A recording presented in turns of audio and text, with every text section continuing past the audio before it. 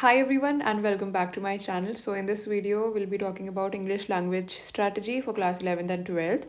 Firstly, we'll talk about composition, don'ts and do's. Okay, you have to avoid any short forms. For example, don't, won't. You have to write do not, would not. Then second is while you are stating some fact, for example, after 7 minutes, you have to write SEVEN instead of this number. Use quotes in your essays. You can start your essay with an anecdote or a slogan, maybe a quote, but it should be relevant in that essay. Avoid flowery language. See, it's good to have a rich vocab, but you should avoid a lot of advanced vocabulary. Do's. So, most of you write it in paragraphs. That's absolutely right. 4 to 5 paragraphs, okay, in an essay is sufficient. If you don't write in paragraphs, then 1 or 2 marks will be deducted.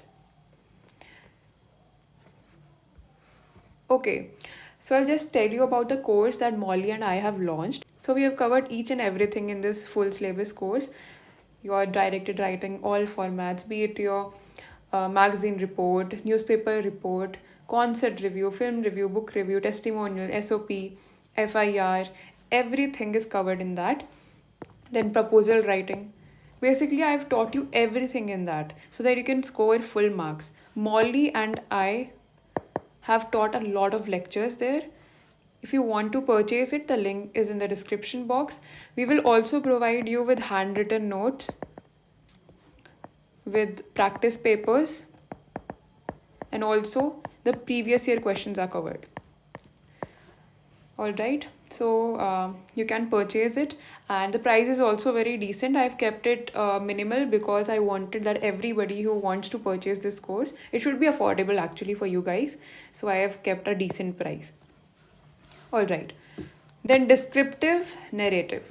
If you want to attempt an essay and score the maximum marks, then I think descriptive or narrative, these are the good options. Because if you talk about argumentative essay or short story essays, chances of scoring high in that is minimal. So, descriptive essay, in this you have to specify the points, be it your sound, smell, or taste. Okay, whatever they have asked in the essay, you have to explain it properly. Repetition is not allowed. What I mean by this is, for example, the weather was very nice. And now you are using a statement, the food was very nice. You have repeated the sentences in a way. So you'll have to avoid that. Then narrative. This is all about yourself. You can use I, me, mine, okay? It's your narration or story. Don't write too many dialogues. I have covered the basics of essay and how to write it, how to score the maximum marks in my course. So if you want to buy it, then you can. And avoid story writing if you have not read any novel or book or you're not habitual of it. Because you don't know how to write the theme, plot, storyline, building up the characters, their emotions. Everything will be very complicated for you when you write it in your own words. You will create a mess there if you write a story. See, it's not very easy to write a story. Plus, it should be interesting so that the examiner reads it. Avoid the situation of attempting the story writing. Instead, you can go for other options. Now we'll talk about directed writing. In this, we have report writing, article writing, reviews, speech, personal profile, SOP, testimonial, right? So articles is all about the events and experiences. Reviews, we have a lot of reviews: film review, book review, cultural, concert, and theater. A lot of you ask me if concert and theater are in syllabus. See, CISC can ask you anything. They can ask you concert review, theater review, anything. Maybe they'll ask you to write it in a magazine report that you have to talk about the cultural program. Okay, so it's like that. Speech writing. In personal profile, you have to write the personal traits, hobbies, dreams, and aspirations. Basically, you have to brag about yourself. Even if you have not achieved anything, still you have to write a lot of achievements. You have to brag about yourself, like I scored 97% in 12th, I am a national basketball player. These statements are actually true. if I talk about myself.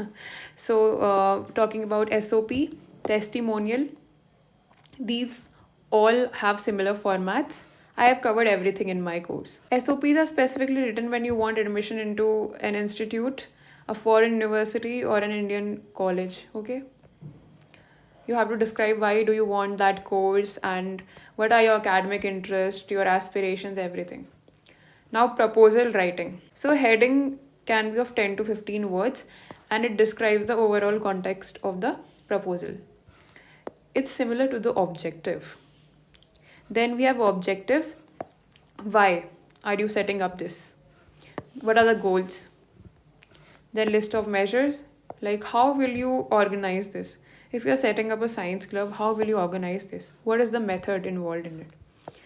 Time, budgetary allocation, the appointments, venue.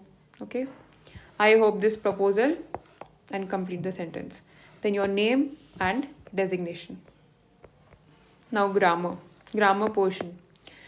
I have made a lot of videos on transformation of sentences and prepositions. So if you want that, you can watch it. Okay, we've also covered that in our course. It's your choice. If you want to watch it on YouTube, you can do so. So there are some questions that are asked every year, like hardly, had, when, sentences starting from as soon as, no sooner did, the degrees of comparison, assertive to interrogative or negative, without changing the meaning of the sentence. In spite of or despite, not only but also. Prepositions with phrasal verbs. These two topics need practice only. Okay. You can read novels or maybe watch some English shows. For example, Big Bang Theory or Friends. These are the two famous shows. That will improve your vocab and also your grammar. So this is how the CISC will be framing questions this year. You have to replace the incorrect underlined words to make the sentences meaningful and grammatically correct. The teacher handed down the report card, so you have to write the correct or the appropriate word. Now, comprehension. Here they'll be asking you some questions like this is choose the correct sentence that uses the same word unchanged in spelling but with a different meaning from that which it carries in the passage. You have to figure out which sentence has a different meaning out of these sentences. Find a single word from the passage that will exactly replace the underlined word. You have to reread the passage and then figure out which word will be suitable here. Then we have questions with reference to the passage, explain the meaning of this. You have to write this answer in your own words. Please do not copy the sentence. Once you read the whole passage, you have to answer in your own words. Okay. Then Pressy writing. Now for Pressy writing, you have to make a rough draft and a fair draft. For example, this is of 100 words.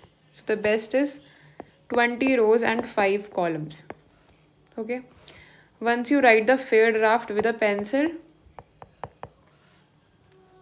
copy it and write it here. And the words are fixed, not more than 100 words. If you write more than 100 words, then you will be penalized for this. Okay. Then in fair draft, again you have to copy with a pen and take a pencil and strike it down. Okay.